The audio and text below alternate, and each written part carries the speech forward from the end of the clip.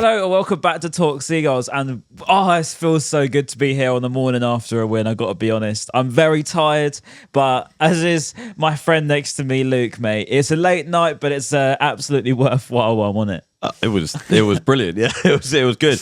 I mean, it wasn't great at the weekend, but I mean that definitely was the antidote. I think it was a brilliant game, to be honest. Yeah, it was a brilliant game. I actually thought we played very, very well for pretty much most of the game, to be honest. I mean, Liverpool had a bit of chances here and there, which we'll get into, obviously. But I thought for the most part, actually, we were very, very good. The intensity, which is what we'd like to talk about this season, was absolutely there. The players individually were fantastic, but particularly Brian Gruder, again, who I thought absolutely stole the show last night. Prime knockout-esque performance for me. Really, really main character vibes. But we'll get into all the things in a minute. But just in general, mate, the actual atmosphere and stuff was just top. I thought actually as an evening, as far as nights at the Amex go, especially for the last one of the season, it was just a good vibe. Yeah, it was much better than I expected, to be fair. I thought it was going to be, people were just going to be dejected. People were going to be, I thought there was going to be a lot less people there, to be completely honest. Yeah. But it was pretty much packed out, and it was very, very good for the majority of the game. It definitely helped that they seemed to want to win. It wasn't like what we've had where we've just sort of sat back and not really done a lot. We were actually going for it, and we were taking the game to them. I know they've been in Dubai all week, so they're probably still on the piss, but it doesn't matter. Like, we were very, very good, and it definitely helped the atmosphere 100%. But we're just getting forward. Every single time we went forward, I think just everyone was just going mental. Even if we were just like Purvis would get the ball down our end and run a little bit, and like everyone around me was just screaming the whole time. And I haven't seen it like it in a really long time, to be honest. No, I agree. I was listening to Talk Sport on the way back home, and they were having a bit of a debate about whether Liverpool are right to take their foot off the gas, because I guess to an extent they probably did. I mean, if they were still chasing the title, they probably would have had a few more chances towards the end of the game, I guess. But I mean, what do you think? Do you think it's fine to just be on the beach? You won the league, job's done, right? Does it really matter? Well, they've got nothing else to play for, to be completely That's what honest. I mean. So, fair enough. I mean, they were literally on the beach all week. So I think some of them went to Ibiza and some of them went to Dubai. I don't know. They've got a nice night out in Brighton now. Yeah, I know. And yeah, I mean, Liverpool fans, they just didn't really care either. It was all just a bit of a party to them, wasn't it? I mean, they sort of went a bit flat towards the end, but they're pretty good most of the game. And then they were just they were joining in with Free From Desire the whole time as well, wasn't they? I mean, just don't think they care at this point. They won the league, so what's the point in it? It is the nice vibe at the end of the season. I mean, I always like to think of us and Liverpool recently with how we've had a lot of dealings. I don't know what was McAllister injured, by the way? Just a little side piece. I have no idea. No, I didn't know either. I thought he was going to be playing because he was there. Yeah. He took a photo and put on his Instagram of his little mural thing outside. Yeah, and credit to him. I still love Alexis, whatever. But I don't know. He does seem that sort of guy that maybe would have opted to not play against Brighton because he didn't have to as such. But I was listening to TalkSport on the way back about it, and I just thought interesting takes. I thought you had some saying, "Oh yeah, well you don't want to see Liverpool for the fans that pay the money." And I saw this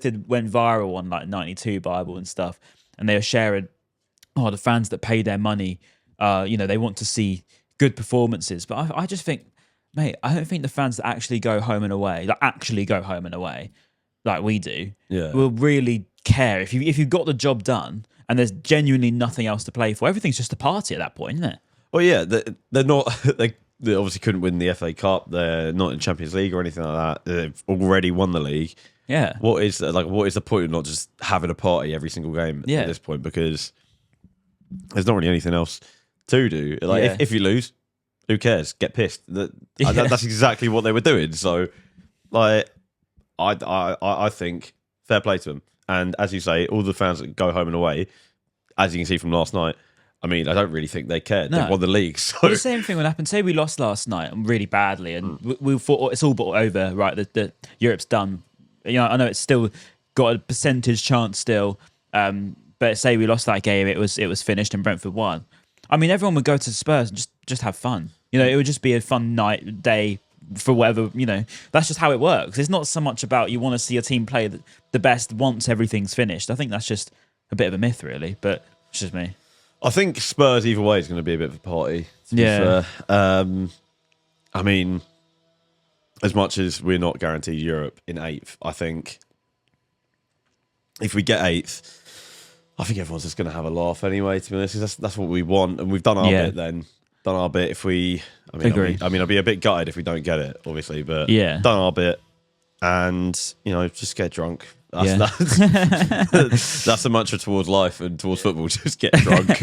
I mean, as I said, I was going to say before, us and Liverpool, I do feel like are very similar in how we go, like data-driven analysis, and style of recruitment's very similar. They probably just are in that pond ahead of us, probably the bigger pond of, where we would sign Alexis McAllister 3 years before, they would then buy him a bit later on.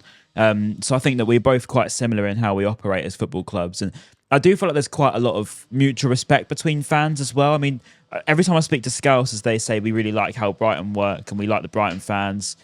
And it's kind of reciprocated. I feel like I look at them as like a bit of a big brother club in a weird way.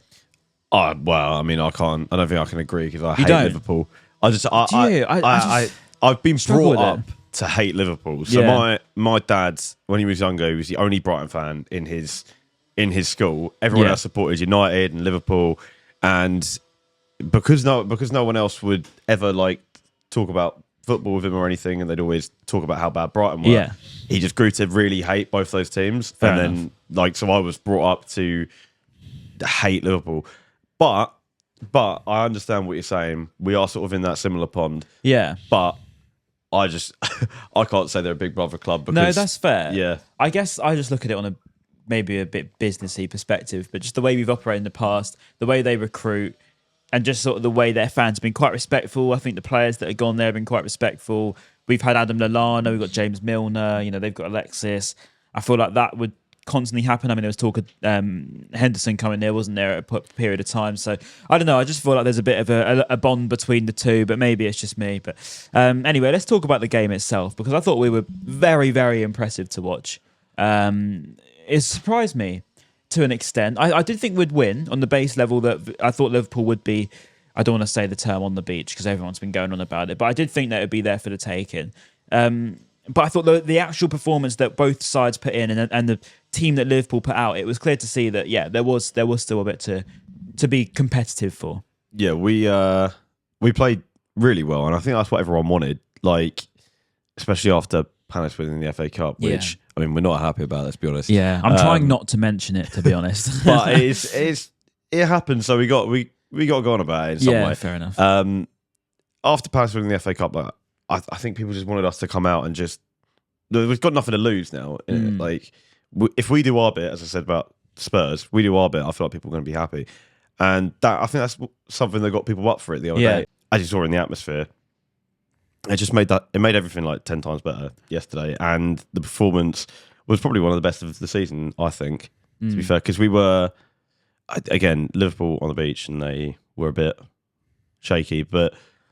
I honestly think it was one of the best performances of the season, and we probably deserved to win more than 3-2. Yeah, agree. I think from start to finish, as far as 90 minutes goes, I can't think of many where we were as good as we were for so long. I think Liverpool had a few chances first half. I think the Salah chance in the second half was probably the one that would make their, say, XG look good because it was such a clear-cut opportunity. Yeah. I can't believe he missed it. Did stand up absolutely in celebration as if we had scored as he missed that, to be honest. But again, I think on the base level of the game, I've tried to be looking back on it this morning just to see if it was a pure emotion thing. Because this is what I do before podcasts. I try and detach myself from goal dopamine, which is difficult because when you've just won a game in that manner, and it was late last night, and then you get back, and then I'm here this morning. I'm trying to not just go on bias. But I do think we were very good, and I've tried to be critical in my head and analyze it right and be proper. But I just do think we've been good, and I think from, as I say at the beginning, I'll pick up Brian Gruder now because I wanted to for this podcast. He was superb, and he really took the games, I thought, completely by the scruff of the neck, but also his opportunity. He had an opportunity last week which he took very well. His first goal for us, wasn't it, against Wolves? And I thought, okay, this is a good chance. He's been slowly bulking himself back up, but I said prime knockout vibes. I really got that. He really gave me that main character player sort of thing. He completely ran the show. There was that bit where it went like across the box and then he backheeled it to Welbeck and Welbeck sort of slipped. I mean, I thought at first I should have done so much better, but he slipped, so fair enough. Yeah. But, that backheel though. You know, the vision. Yeah, I was sort of hoping he had a shot there, to be fair, but then I get why he played it back. Little layoff. But I mean, I think that sort of epitomised his performance, like just those little balls and like knowing where to put it. And I mean that pass over to Ayari for the first goal. Joke of a ball. What a touch as well from him. Yeah. He did a really good goal, to be fair. That Ayari goal, actually, I thought it at the time, and it sounds a bit weird because it's not obviously the Carlos Baleba 35-yarder or the Mitoma first touch, but I thought it was in that top 3 for my favourite goals this season. I thought it was such a nice move. It was really quick, and I quite liked how Ayari, as you say, that first touch was really nice. He took it really well, but as you say, the ball from Gruder was so perfectly weighted, and Ayari's finish was so quick. And it's been a long time since I've seen a player take a shot so early. I think the only player that I really remember taking shots so early was Undav. I seem to remember him having sort of quite, aggressive shooting. He'd be quite quick with it. And it was just a really little delicate finish. You said you might feel like Alisson could have done a little bit better, but I do think he just wrong-footed him. I think it was a bit quick. It was a fantastic goal for me. Yeah, well, it was a really good goal. I see what you mean, like with wrong foot and Alisson. I mean, I don't really care that he missed it. Like, fair enough. I couldn't care less, to be fair. But it was a really, really good goal, and it like Liverpool's first goal was really, really good. Like taking away the rose tinted glasses and everything. Like their first goal was really, really good, and Bradley did really, really well. But we responded really well, as well. And that goal, I say again, epitomised how we played yesterday. Yeah, like really good passing, really good movement. I mean, Adingra definitely should have ran a bit more. Yeah, the guy just doesn't take people on. I feel for Adingra a little bit because I just don't think that.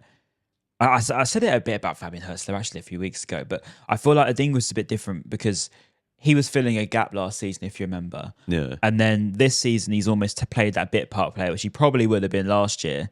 And because he sets like a relative expectation of himself last season, everyone just thinks he's rubbish now. And I just think he's just not as good as Mitoma at all, right? Yeah. And I think when you've got a player like Mitoma, and then you sort of have to, your next option to him is Adingra. And this isn't to just really sound condescending on him, but the levels are just ridiculous. You've got someone that's a top end Premier League player, arguably could play for a Man City or a Liverpool. And then you've got a player that's okay, and that's just how it is. I feel a bit bad for him in that sense of, he isn't as good as Mitoma. It's obvious. But, I feel like he gets a bit of stick, to be honest. I think he gets a bit of unfair stick. I don't think he was great yesterday, to be honest. But, nor do I. Last season, I thought he was genuinely pretty good. Yeah. And anytime he played, I thought he did quite well. Yeah. And he's been quite unlucky, the fact that, again, he's not as good as Mitoma. So he hasn't played as much of a part this season. Yeah. And I feel like if he played a bit more of a part, he would have been a lot better because he's not quite. Just seems like doesn't seem up to speed. Is the phrase anymore? Agree. When Mitoma came on, completely changed the game. There was that ball over. I think it was Van Hecker or Webster. Yeah. It looked like it was going out. Just picked it out of the air. How does he do it? It's ridiculous. How does he do it? I mean, I remember saying, I think it was at Spurs away last season, and I just remember putting a tweet on. And I just said, best first touch I've ever seen. Do you remember that one he took? I think it was kind of similar, but I feel like it was on sort of the outside of his foot. He likes doing that, doesn't he? And then runs onto it. And I just, every single time he plays, he seems to do something else a bit more crazy than before. He's got 10 goals now, which is incredible return, really, for someone that's been injured quite a bit. Yeah. I think we've now got 3 players with 10 goals each. I think that's Danny Welbeck, Joao Pedro, Karim Mitoma. That's a very impressive front three for me. Forward line return. But Mitoma, he's the one that just can't go. He's the one that I would chain up to staying in the training ground all summer and I'd say, I don't care what offer comes in, I don't care what club comes in, I just want you to be a legend here. And he's the only one I'd say it to. Yeah. You know, I feel like his price tag is invaluable. I really don't think we should get rid of him. No. But I can just see it happening. I Yeah. just feel like it's going to happen, especially with us having quite a low chance of getting Europe now. I can't see him staying. Pedro, I mean, I feel like he's sort of thrown his toys out of the pram a little bit. So would you take? I don't want to comment on Pedro because I actually don't know this, but would you take a sale of Joao Pedro or Karim Mitoma? If you had to do a would you rather sell Karim Mitoma or Joao Pedro? I'd rather sell Joao Pedro, I think. And he's younger. Obviously, he's got a little bit more, but I feel like we can replace him. As like stupid as that sounds, I know people are going to. I know what you're saying. People are going to come at me in the comments. Oh, you can't replace him, but we can't. Like Karim Mitoma is irreplaceable. We don't have and have never had a player who does the things that he does. No, and even in world football, you know, I'm looking at the left wing market, and I think I said it to. I think I was on Talking Wolves podcast, and I said we've got a pandemic of left wingers in the world. Actually. Yeah, I wasn't going to say Premier in the world. You know, probably the next best left wingers in the league are what? Doku, is it?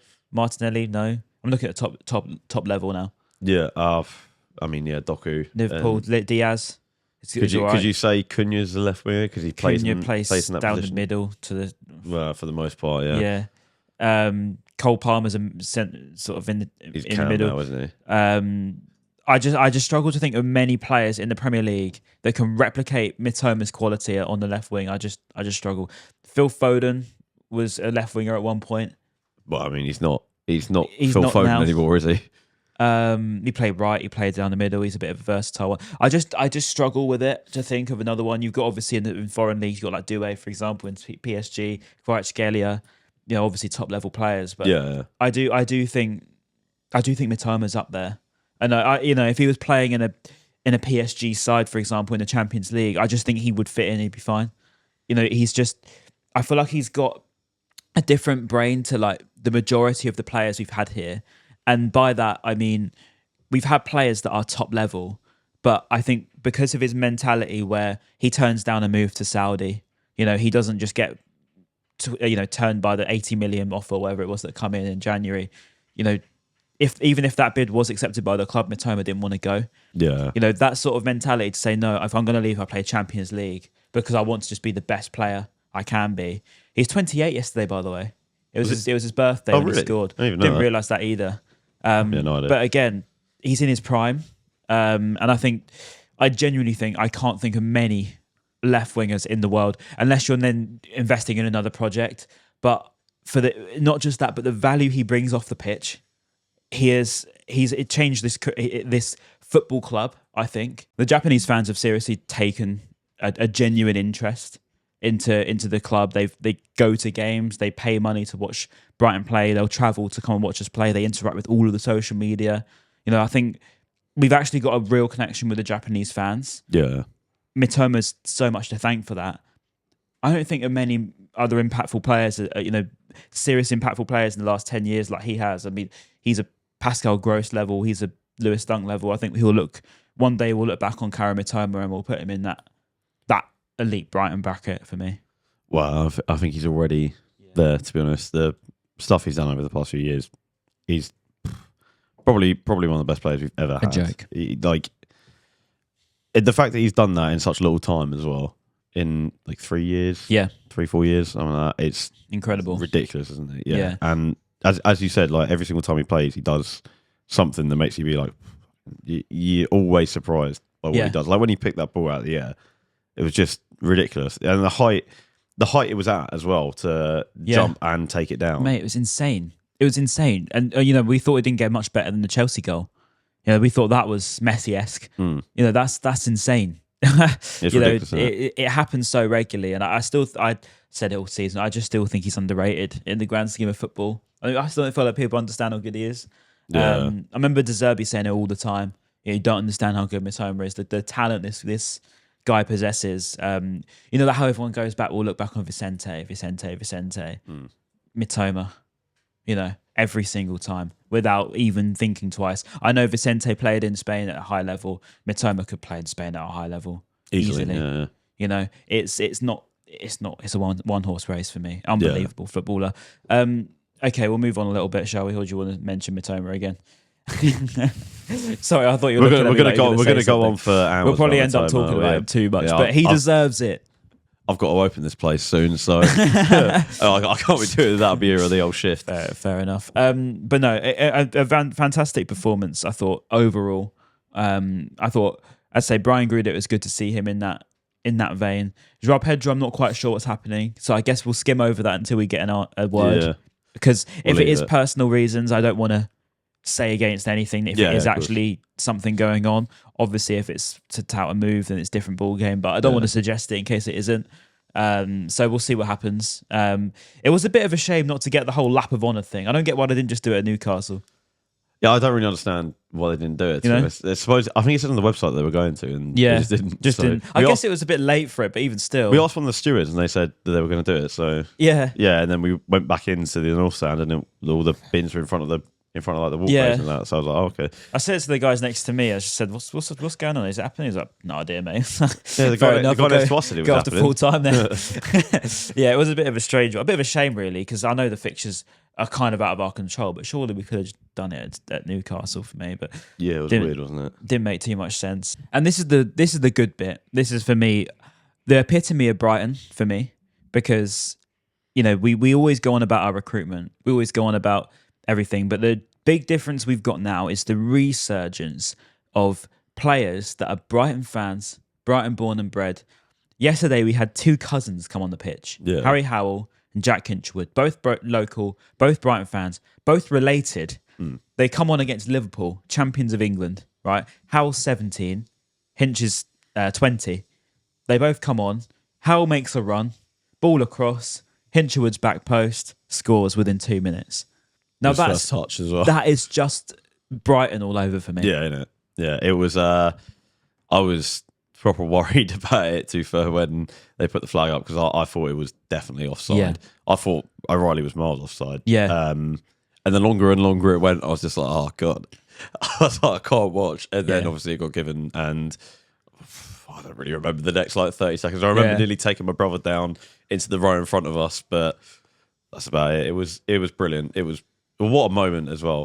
Score your first touch within 2 minutes of coming on. And Hinchwood was actually playing that forward role a lot. Yeah. It was not just a coincidence that he was in the right place at the right time. I actually thought he looked really good up front. He had a bit of a knack of being there. He was in the right place at the right time, as I said.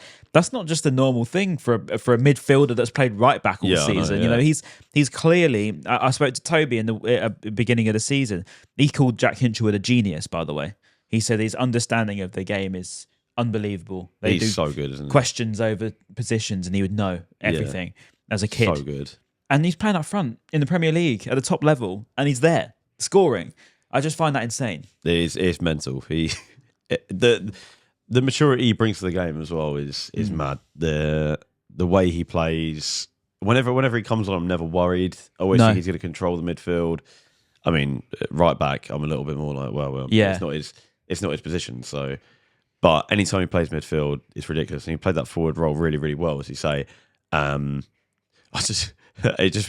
reminds me of that meme that came out. It's like, when you play one game of five-a-side in the wrong position and you're stuck there, and he liked that thing. Yeah, he's going to be the stuck, right back thing. Yeah, he's going to be stuck up front from now on, isn't he? Yeah, no, he's probably very happy he's not playing right back anymore. Yeah. I do still think it's unfair on Wee for playing right back, because I think he would be so much better in midfield. God, he was ridiculous yesterday as well. He was actually, but he did get caught out a few times. I'm not going to lie. I'm not going to skim over them. But yeah, I did think he was good on the most part.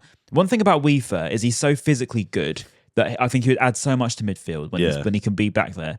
Probably Veltman, I'd imagine, is still not quite fit enough to start, which is why he starts there. Of course. But for me, this is what I wanted to mention to you. The back four was, at times throughout the game, just breaking, just putting another man into midfield. I saw Webster do it, I saw Van Hecker do it, and I saw Weaver do it. Even Purvis, to an extent, was inverting. But particularly Webster. And it was at a time where we were struggling a little bit. I think Herzl went to a back three for a period of time. And we were under it a little bit because Liverpool started very strongly after their first goal. And all of a sudden it changed. The dynamic changed. We had an extra man in midfield, an extra body. And it was opening up opportunity. We were actually managing to press them a lot more successfully. And it led to the Ayari goal about 2 minutes later. Yeah. And yeah, okay, maybe we didn't do it the whole way through, but we just little moments like that. I thought, okay, we're finally seeing Fabian Hutzler. We're seeing something where he's taking a little bit of a risk. He's taking a gamble and maybe going for a formation that, I mean, as we've discussed in the past, the back three that is effective and he knows very well. Yeah. I thought Webster had a really, really good game, to be honest. Like in particular, I mean, I know we let in 2 goals, but I thought we were quite unlucky with him, to be honest, because it was near the start of that first one. And after that, I thought we defended really well. And again, in particular, Webster, Van Hecker, and Vifa. Purvis, I thought was a bit shaky at times, but he's been a bit. Purvis is one of the best, worst players we've got. I love him, but he does some very strange things. I think he's a top player, but then he'll just go and he'll fall over or something like that. He'll slip or he'll play one of the weirdest passes or he'll shoot from 35 yards and have Hutzler going mad at him. It was that shot in the 96th minute. I was like, what's he doing? But then it pretty much went out for a throw-in, so I was like, he's wasted time anyway. Yeah, maybe. But again, Purvis is class, right? He's one of the best left-backs in the league when he wants to be. But then he has a complete... I don't know if anyone else has noticed this. I don't know if you've noticed it yourself. But he has moments where he just does something very strange. Yeah, but yesterday he did quite a few of them, to be fair. Yeah, one of them strange days where Purvis' legs just don't compute with his head. Yeah, I mean, funny to watch. And also, doesn't matter. We won. So. Yeah. No, very true. Very true. There's always a silver lining in it. Everyone can be as shit as they want to be. But if we win... Oh, mate, at this stage of the season, that's all that matters. Just get the points. I mean, as we said, Europe is far-fetched. Yeah. Right, we have to rely on Chelsea. I don't think it's that far fetched, to be honest. I don't want to say I'm really, really confident. I'm cautiously optimistic. But if they weren't playing Forest at home last day of the season, I don't think I'd be I don't think I'd be in any way optimistic. But they are going to be really up for it. And at the City Ground, imagine it's that City Ground. Yeah, it's going to be bouncing. Okay, that's good to know. It's going to be bouncing, and I can see it happening, right? I can see them finishing in 7th, but I don't see them winning the Europa Conference for whatever reason. I just don't see it happening. I'm in Amsterdam anyway when it's on. So I know what I'm doing if they lose or if they win. Don't do whatever he's going to do. But no, Real Betis, I don't know too much about them. They got Anthony now, haven't they? He's been good. Unbelievable for him as well. I know. It's just really weird. So, I mean, I don't want to jinx anything, but seeing Palace and Chelsea winning a trophy in the same year is a bit painful. But if it means we get Europe, I can deal with it. We'll have to deal with it. Take someone away from the Palace fans. Yeah, some trips to Moldova and all sorts. I mean, the Conference League really does take us to some interesting places. But there's that one team that's in the middle of the Atlantic Ocean. Yeah, it's Azores, I think. Yeah, I think it's like a Portuguese island, but it's practically in America. Could you imagine that? Imagine what a sick away day that would be. Yeah, to be fair. You never know, right? You never know. It's not over until it's over, I guess. And we're doing our bit, so. We are. I mean, I think before all of the last sort of 4 games have just gone past, I think the chances was 0.8% likelihood in terms of everything going right. And then I think Arsenal won against Newcastle. Obviously, Brentford ended up losing 2 in 2 minutes, I think it was for Fulham. I think, what's the next game? Someone else lost. Obviously, we won our first game against Liverpool, which was somewhat unlikely, I guess you'd say, on the basis Liverpool. Then there's another result that did us a favour as well. It's gone out my head. So then all of a sudden, that 0.8% is actually more like 20%, 30%. I think it's up to about 7 or 8 at the moment. So we've, fingers crossed. We'll see what happens. Need to beat Spurs first as well. At least get a draw. You know where it goes wrong. It's just who we are, mate. But we'll see what happens, mate. Do you need to go? Probably, yeah. Yeah. Right, Luke, you've been an absolute pleasure, mate. Pleasure to have you on. I'm sure we'll get a chat with you before the end of the season or even just after the end of the season. But if I don't catch you before the Spurs game, give me a gut feeling now. What do you think in terms of Brighton? Are we going to be in Europe next year or are we going to miss out? I think we're going to get 8th, Chelsea going to get 7th, and they're going to lose the Europa Conference final because that is the most Brighton thing to ever happen. To be fair, why can I see that happening? Relying on other people and they still fuck it up. Yeah, so. I think we had to rely on 8 different results, I think it was, or 9 different results. 4 of them have gone right. 4 of them have gone right. If City win tonight, God. I'm gonna be walking from Seven Sisters Station up to Tottenham Stadium. You're going to be My legs booking some just- Scandinavian. We'll see. We'll see. So we got a bit of a change of scenery. Luke has had to go back downstairs because I've managed to make him about half an hour late for his shift, which is great. So apologies, Luke, for any trouble I've just got you into when you watch this back. But we have got some new faces around.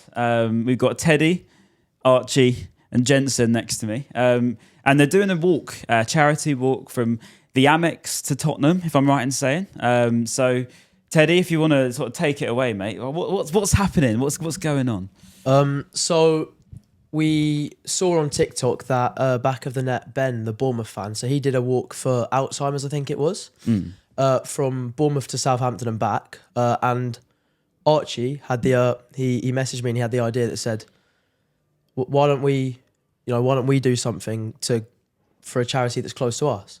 So we knew that I was really close mates with Jensen's older brother Leighton, who unfortunately died when he was 15 after a long battle with a rare type of cancer. And Archie basically had the idea to say, why don't we do a walk in memory of him and try and raise a bit of funds for cancer research at the same time? So the idea sort of started there, and as it's come along a bit more, we said that it should be linked to a Brighton game, because he would have been coming to these games with us. So we decided that we'd do it on the last game of the season.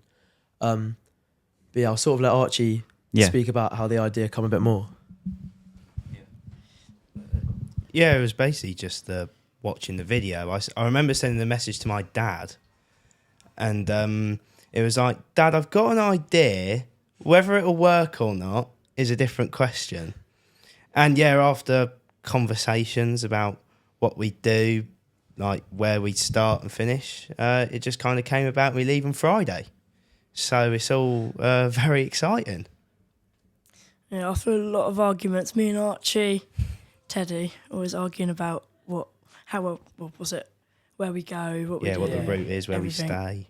And yeah, we've made it all out. We're going Yeah, to... we got there. Yeah. No more arguments anymore, so hopefully shall be good. It's really admirable what you're doing. So when's it starting from? So we're starting really, really early Friday morning. We're starting about just after 8:15 in the morning. We've got BBC South East and potentially Meridian coming down to the Amex to sort of see us off. And as it stands while we're here, the donations are at 7,000. Wow. Which is completely mental. We originally set the bar at 500. That's and incredible. we've had to keep on increasing it as we've come along. I think definitely TikTok and Instagram have blown this up massively, and every donation means the world, and it means the world that we've managed to raise such a solid amount of money for such a great cause. Yeah, that's amazing. It really is amazing, honestly. And so you're setting off Friday. You're going to make the game. If we can finally somehow get into Europe after everything that's been going on, I guess it would make it all worth it, wouldn't it? Oh, it'd make it all worthwhile. There's already been jokes flying about us walking to Europe. I don't think that's going to happen. Well, if you get that one, I don't know if you've seen it. Luke mentioned it earlier in the podcast. There's a away day in the Conference League that is pretty much in the middle of the ocean. Yeah, it's like a really small island. I can't remember what the name of it is, but I mean, if you walk to that would be some walk. As I said, it's there's always potential to do more after this. Like, depending on how well this one goes, but depending on the fact that no one gets injured. Yeah, which is the main thing. But there's definitely potential to move into other things for charity in the future. So, just this isn't the end, basically. Yeah. It's not the end. No, it's what I like to hear. It's really good work, honestly, and you're more than welcome to come on here as much as you want. So you're going. Yeah, have you got a route planned out? Do you know where you're going? So we've got like a 3-day route planned. So first day we're walking from the Amex to near Crawley. Yeah. Staying there overnight. I think it's called Smallfield where we're staying. Nice. And then we're doing Smallfield up to London Bridge and Tower Bridge, like it's in the middle of the two. Nice. And then that leaves us just the 8 miles on day 3 on the day of the game. Trying to not walk too much on the day of the game so we're not too tired. Yeah. But, it leaves us 8 miles on the day of the game. Hopefully getting a few Brighton fans to meet us at London Bridge Station just to walk the last few miles with us. me and Archie are going to put something out on our socials about what time exactly we're leaving London Bridge. So anyone who does fancy joining up with us is definitely more than welcome to. Yeah. But yeah, I think in total our journey's covering just over 60 miles. So it's a long way. The first 2 days are both longer than marathons, and day 3 is just a slightly easier one compared to the first two. But yeah. And how old are you boys? Because I'm not being funny. This is making me feel very, very old right now. And I feel like I've got a baby face, by the way. Yeah, so I turned 15 on last Friday.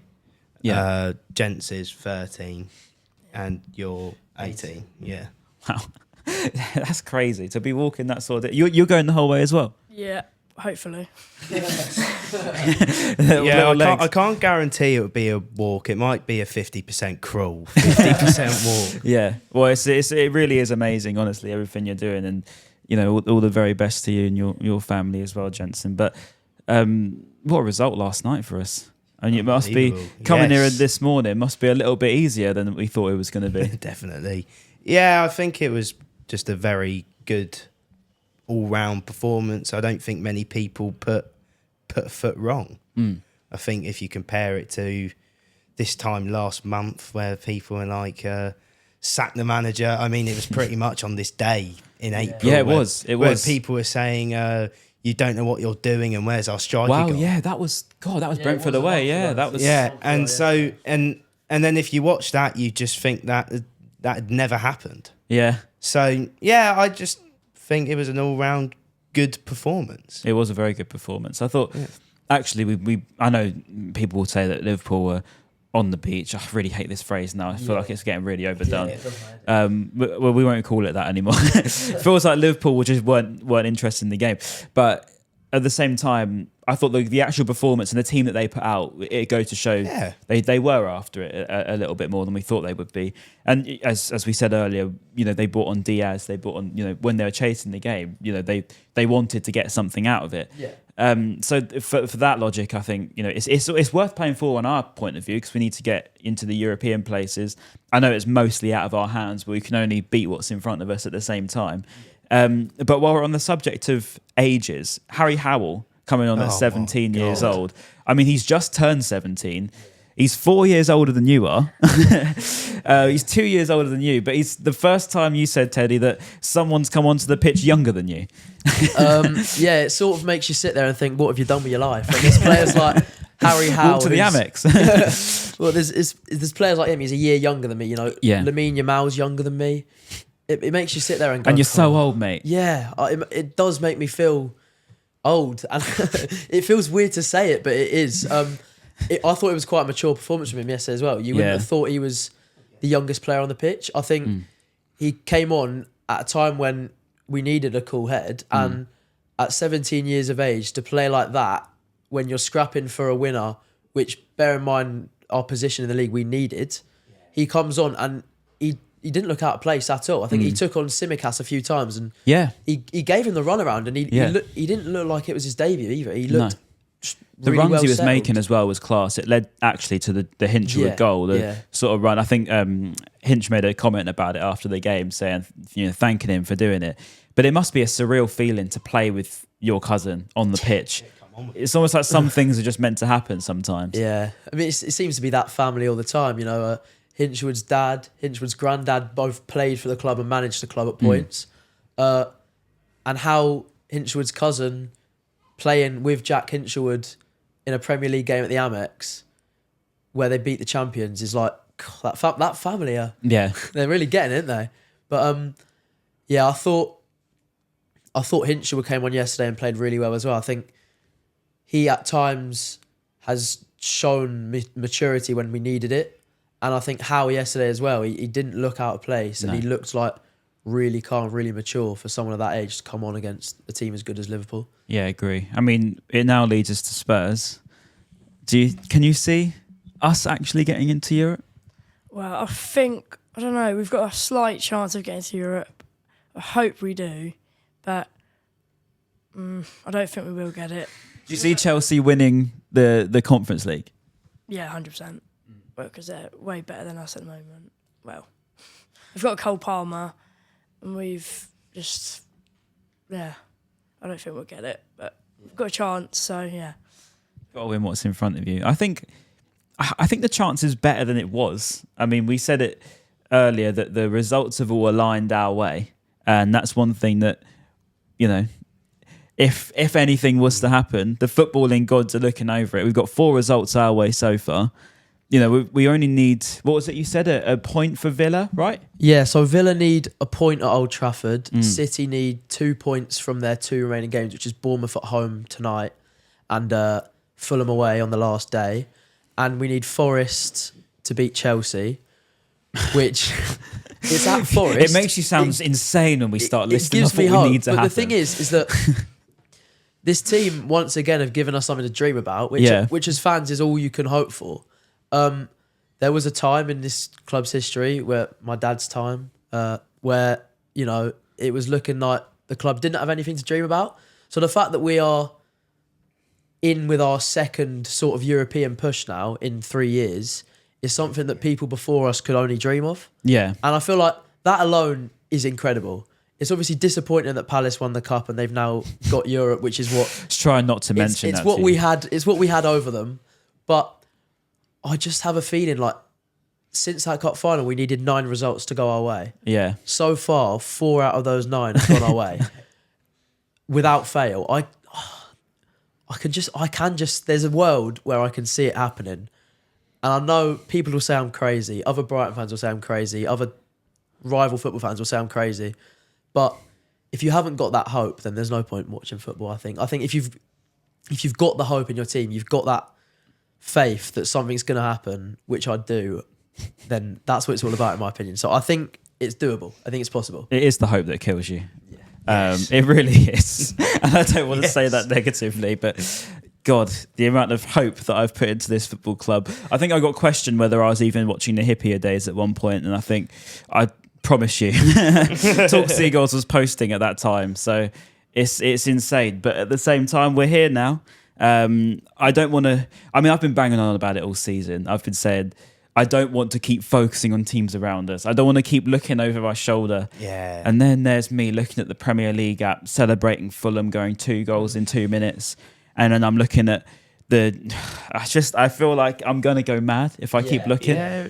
But one more week, we'll find out. I think I'm in your boat a little bit on the basis of last night, the atmosphere and the way it was. I thought it was different class yesterday. you could feel that I don't know if you agree, Archie, but the fans, it felt a little bit more like we were believing it last night as opposed to recently. Yes, 100%. They definitely were more up for it than other games. I mean, I've been quite vocal on atmosphere this year because it does seem like sometimes where I stand with the NSK, and it does feel like sometimes we're the only ones which are singing. Yeah, and you so are. And so it does feel great when everyone gets involved. But yeah, I mean, you saw it when we played Liverpool away. Atmosphere does change games. Yeah. Like we were 1-0 up, and within the space of 3 minutes, it was like we never were even in the game. Yeah. And that was all because of Liverpool fans putting pressure on. I mean, even a non-Brighton related example is probably Everton. Yeah. Like on Sunday, like that atmosphere was unbelievable. Yeah. And it was the best I've probably seen Everton play for a good few years. And so it does show that atmosphere does change games. But yeah, I think as Teddy said, if the fans believe, which they clearly were yesterday, then it just gives the players a bit of edge. I agree. I don't know if you boys saw I mean, do you all sit in the north? Me and Jensen sit in the east. It's You sit Archie's in east? the north. Yeah. North, right.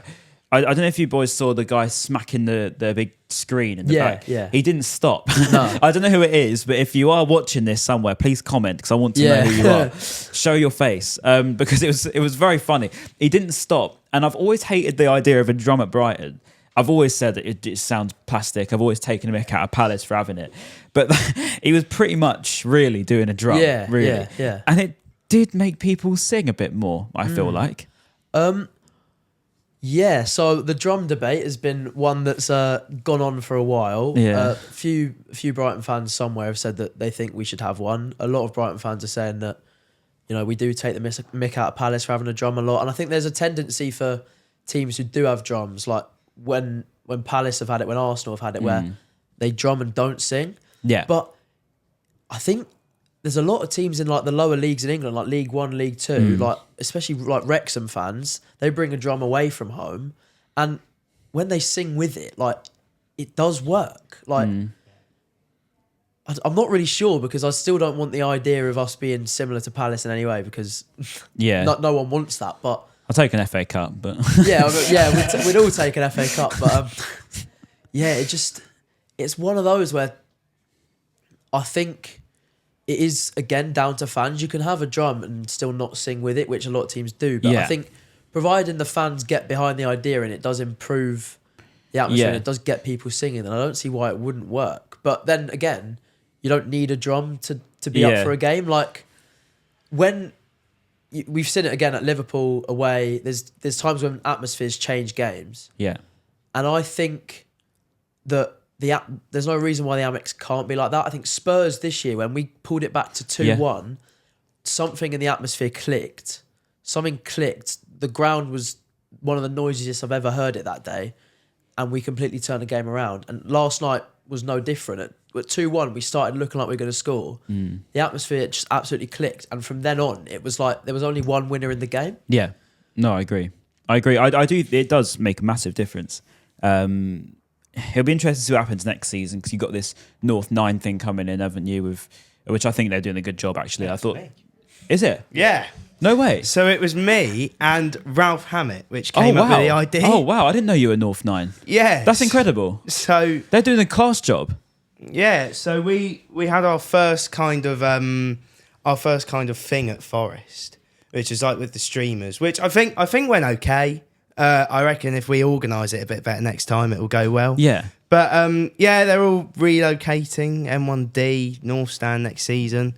I just think it's quite a simple thing to do. Like make a few flags, make a bit of a racket, an organised racket. Because this is the thing. This is what we were talking about. So you've got the NSK, which is where I am at the moment.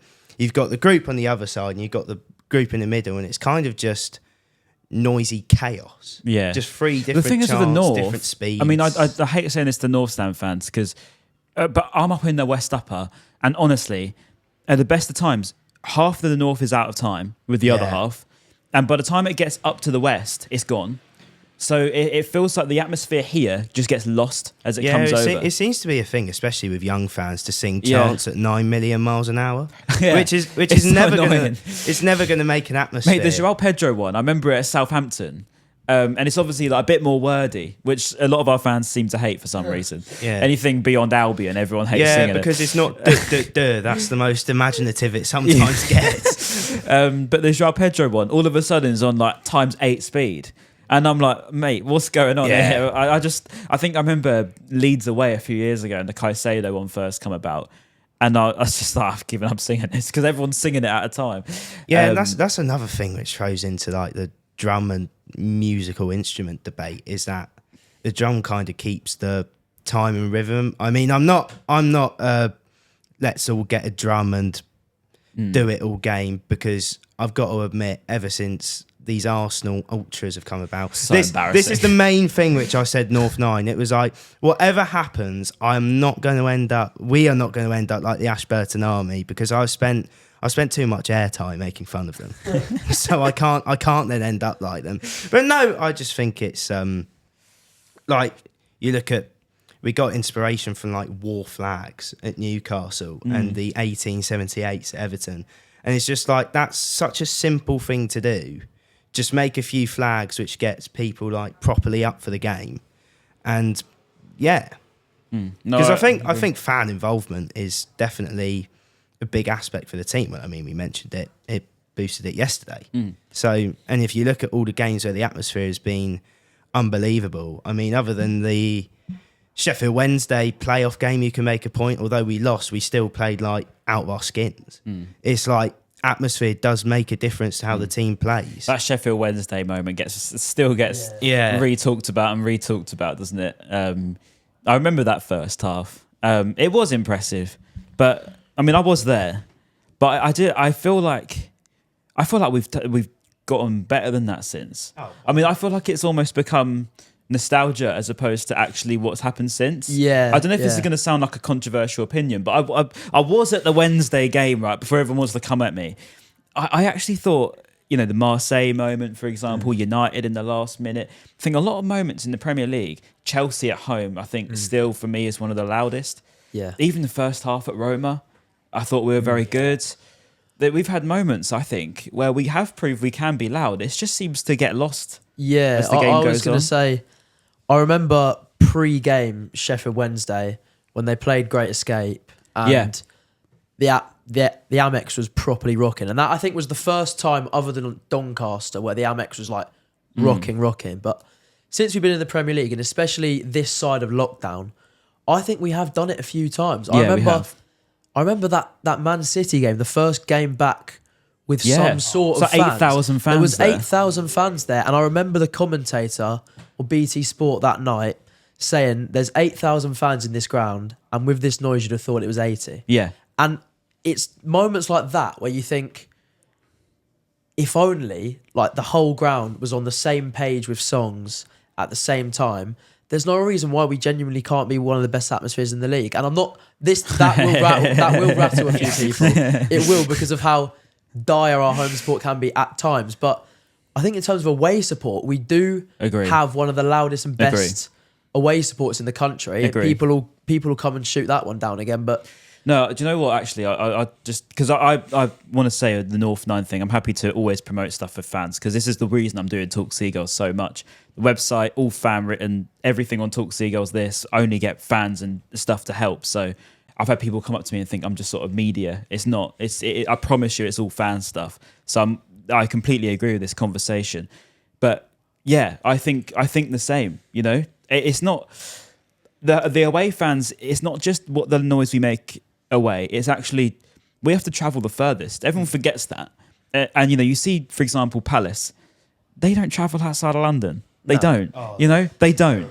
And you know, we have to travel an extra 50 miles than everybody else before anything gets going. Southampton's meant to be our local South Coast derby that everyone goes on about. It's 70 miles from the Amex. Yeah. You know? So there's all that sort of thing. But what do you think needs to help the atmosphere?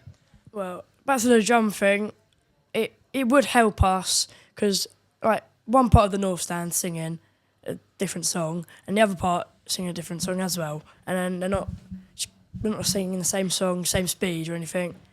But it probably would help getting a drum, but I don't want one. But you know, it would help. But no. Don't want to be like Palace, or is it because you don't want to? Because I get some people think it's a bit American, you know, a bit fake, but I get it to an extent. But also, a lot of the Germans use it, don't they? They use the drums. But I don't know. Are you completely against the drum idea? Yeah, probably. Well, I don't really like them at all, and people take the mick out of our club. We're not a club. We're not a very big club to have a drum. We're only like not small, but not big. You know what I mean? Yeah, but we're in the I middle. don't really dream. Drum. I agree.